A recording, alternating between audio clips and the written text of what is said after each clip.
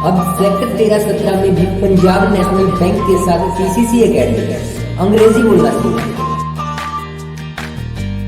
अरे भाई साहब, चौकीदार डर के वापस घर में घुस गया है। लोग जहाँ पे भी जा रहे हैं विरोध कर रहे हैं। अब लोग जहाँ पे भी जाएंगे वहीं पे मतलब जूते लेके खड़े हैं, तो कैसे होगा? विरोध हो रहा है, काम नहीं करवाया, मलाई खाई है, जनता के लिए कुछ किया नहीं, पैसा इकट्ठा किया है। तो जो पैसा इकट्ठा, आप इसीलिए कह रहे हैं ना, उनकी हिम्मत नहीं है अपने नाम पे वोट मांगने की।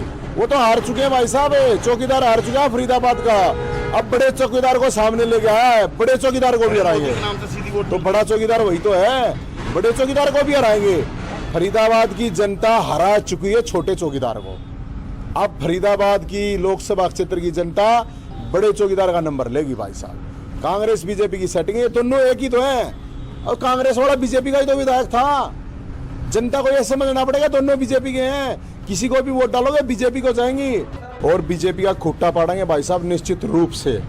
और लोगों का जिस तरह का समर्थन मिल रहा है उससे साफ दिख रहा है कि बीजेपी ने कुछ नहीं करवा रखा। हम तो लोगों को यही कह रहे हैं, भाई हमने काम करवा रखा है। दिल्ली में गठबंधन है और जेजेपी और आम आदमी पार्टी का गठबंधन है। बिजली, पानी, स्कूल, हॉस्पिटल, जो एक आम आदमी और गरीब आदमी को जरूरत होती है। अगर काम करवाने हैं तो बीजेपी तो है नहीं लायक इसके। काम करवाने हैं तो आप और जेजेपी को वोट दो, और अगर कांड करवाने हैं तो बेशक बीजेपी को वोट दे दो। तो भाई साहब हमने तो लोगों के बीच में जा रहे हैं। ये जो चौकीदार हैं, इन चौकीदारों का खूंटा पाड़ना जरूरी है, क्योंकि नहीं तो ये चुनाव के बाद ठेकेदार बन जाएंगे। सब्सक्राइब करें और साइड में दी घंटी को भी दबाएं ताकि आप तक हर समाचार पहुंच सके।